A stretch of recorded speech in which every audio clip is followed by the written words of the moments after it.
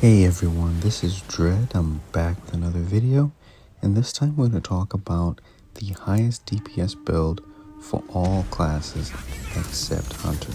And that's right, we're talking about the black powdered Enjos with forbidden medicine that's popular for speedrunning on both Samurai and Ronin. If you do the same for Assassin, you get similar benefits and you can just go crazy. So going into the build, we have melee Oni on the katana, blast radius status effect damage on the black powder forbidden medicine, and we have Enjo's Remorse with fire damage, Oni damage, and fire master as well as resolve increase. And then we have a sticky bomb with blast radius and cooldown reduction on kill with the increased radius and fired up. Smoke bomb is pretty standard with double cooldown there. And really the purpose of all this is to maximize your blast radius for bombs, so that you have that optimal AoE damage and a lot of fire damage. Now on the sticky bomb, you can go with ghost weapon damage instead of cooldown reduction on kill. A little bit slower on the cooldown for your sticky bomb, but if you know the waves, if you know the tough ones, and you can kind of like play through that regular 90-second cooldown from that sticky, you should do fine.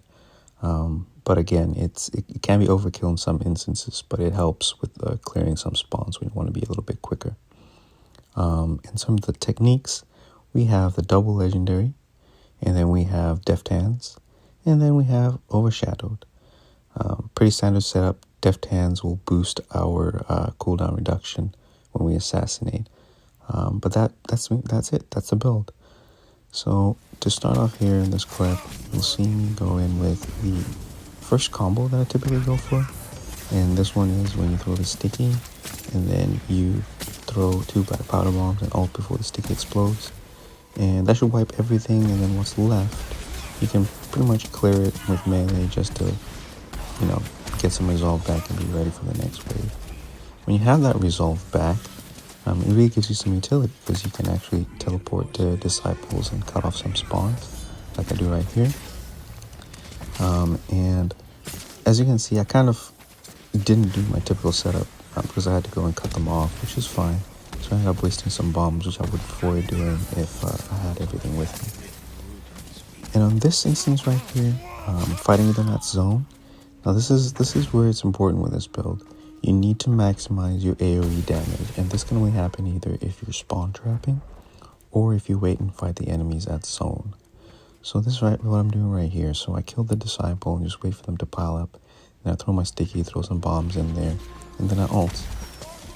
That combo will generate quite a bit of resolve, and then the remaining enemies I can just kind of clear and get my resolve for the next one. But yeah, I mean that's really it with this build. It's very, very strong, and you can get that resolve back. Speaking of, on the spawn, I do the other combo, which is basically the same, but instead of throwing 2 black powder, I throw 2 concussions. Now these will effectively guarantee that I get my resolve back, which is very, very useful in some instances. And here is one of the benefits of this build. On Twilight, you can have some extremely tough spawns with some cliff ledges.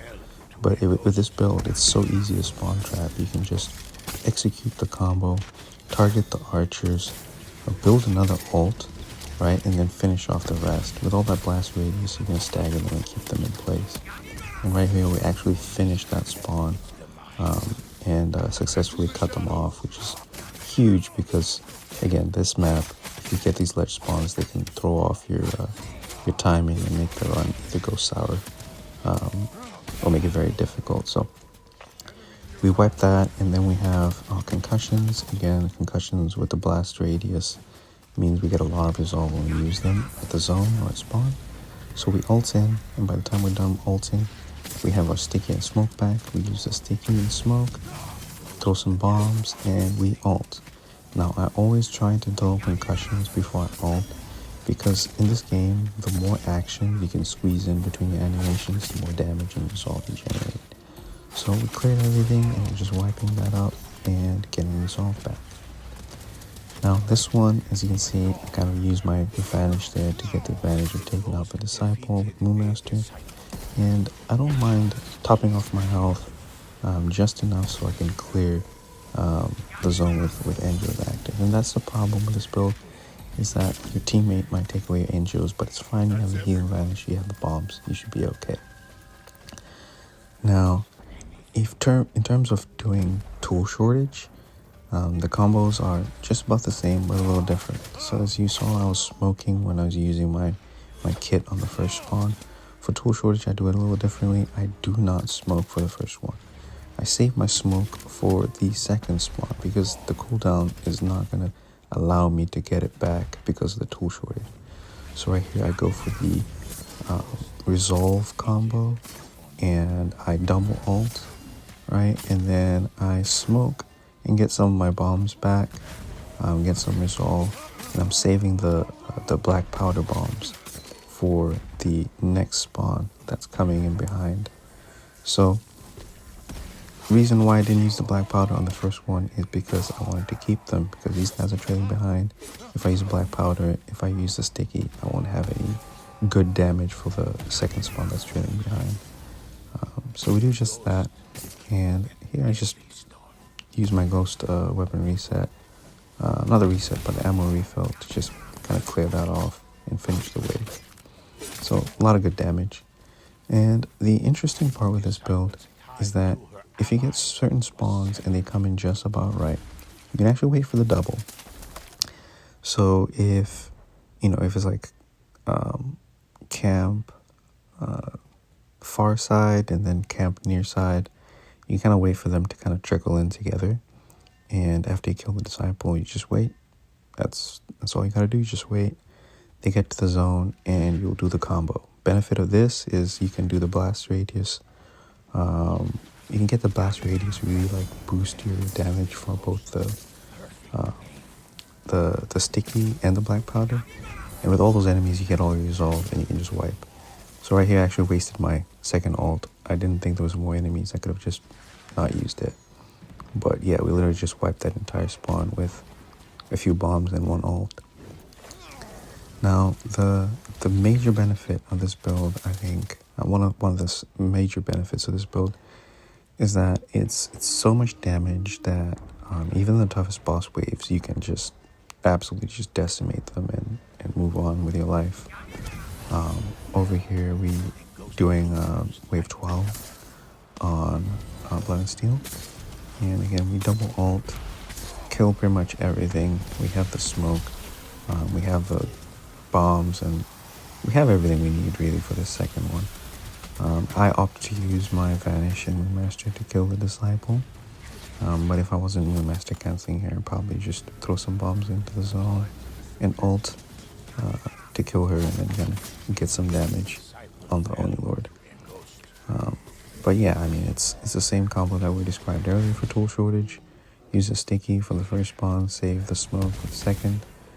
And you'll kind of have this as your rotation, because after we're done with this wave, I will not have my smoke, but I'll basically have my sticky back, and I can just use my sticky for the next one.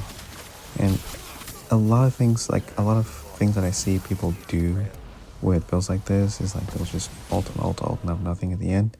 But I'm already thinking about the next wave right here. That's why I'm just taking my time killing this Oni Lord. It's because I just want to build my resolve. And we got lucky. The waves kind of were organized in such a way that we're able to clear them without our teammate taking damage. And by the time they took damage, we had already wiped the wave. So it's very, very strong. And if you get good grouping, good waves, you can get the benefit of Enjos before your teammate takes any damage. And here's wave 13. We're doing the second and third spawn. I made a mistake here. I really should have double ulted and saved some bombs. But again, I mean, with experience, you can kind of make do with certain situations like this where you make a little bit of mistake, but it doesn't really cost you anything because there's no real risk of you dying. Especially in this case, since the wave is doesn't have any significant enemies that might kill me. So we pop the regen there for our teammate because they're doing the parries, and we just want to make sure that they're comfortable and they're okay while we just finish off the rest of the spawn. Now, this build is very, very strong, but you need to prep. You need to make sure you have your sticky. You need to make sure that you have your ult. Otherwise, you're going to struggle. And one of the best use cases for this build is when you don't have the privilege as a faster player to get the third and first spawn. It's so much damage that you can actually do second and third spawn for most waves without any issue. Right here, my teammate is at cliff. I was supposed to go to cliff, but they were there. I was not. I mean, it spawned there first, so instead of going there, I had to go to camp. And the third one was actually island. So we do our setup, we do our combo here. We have some good luck with the lucky smoke. Since the bear saw us, we had to ult in without doing the combo that we had typically like to do it. But yeah, we wiped that second spawn. We're already on our way to the third spawn. Teammates still doing first spawn, which is fine. We had a barrel in the zone, which kind of helped with some resolve generation, so we can go kill the disciple. And yeah, I mean, we throw the black powder bombs and pretty much just build resolve and wipe the rest of the wave. And at this time, I mean, we've gone past the main hurdle, which is you know, just clearing that first spawn. Now it's just finished, and that's game over. It's a very, very strong build. I recommend anybody who's learning, who's trying to pick it up, to give it a shot. Most people think, you know, because of shared wounds, Enjos can be hard to use in hell mode, which is true.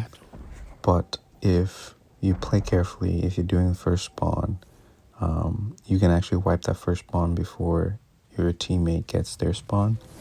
And there's really no reason for them to be taking damage while you're doing so. So there's a lot of benefit you can get from having Enjos, even in hell mode. And even if you lose your Enjos after that first spawn, it's already done its job. So there's no urgency or no need to really keep the Enjos up beyond that, since you've gone past the hurdle of, you know, the risk of losing zones. And surprisingly enough, I also think it's good for beginners, right? For people who are still learning hell mode. It's, as you can see, there's no complexity to the combos. You're literally doing the same thing over and over again, and you're not doing any sort of mental gymnastics to, you know, calculate like, oh, you know, I'm supposed to ult this guy, SK this guy, trigger this chain advantage, shoot this guy. None of that. It's so simple. You have resolve, you kill the disciple, you wait for them to get to the zone, you throw your sticky, you throw your bombs, everything just dies. It's literally that simple. And if you're a beginner, you know, you can just do that, execute that combo. You don't have to engage in any combat, you don't have to take any other risk beyond that. And if you get a double, even better. You can just wait. Just wait. The zone might fill up a little bit, but if you just wait, the enemies will be there. By the time you throw your sticky, your black powder, you'll kill just about everything, and you'll get the full resolve generation there. So you basically have a second ult, and with your smoke in the bag, you're ready to go again. So it's a very, very strong build. It's a lot of fun. I use it a lot, especially when I'm doing challenging duos and I'm trying to help people with maps. And they're just not up there yet in terms of their speed. So I can accommodate them by being able to take on some waves quickly when needed, so that we don't lose the zone and lose the game. So yeah, I mean, that's it for me. I mean, it's a very fun build. If there's anything you need to learn, just always have resolve ready. Kill the disciple before you do your combo. If you do your combo while the disciple's there, you're just wasting damage, and you're going to be slow, and you're going to have a bad time. And just be patient, right? If you realize that you finished the wave, almost finished the wave, and you don't have your ult, just be patient. Just wait. It doesn't hurt to wait. Waiting a few seconds and saving the run because you have everything is better than just going in all gung-ho and losing, especially when you're late in the waves, because now you're going to waste 30 plus minutes trying to get back there again instead of just waiting a few extra seconds, right? So just be patient, learn the combos, execute the combos, and then you do just fine. It's just that easy. So yeah, that's it for me. You guys have a good one. Cheers.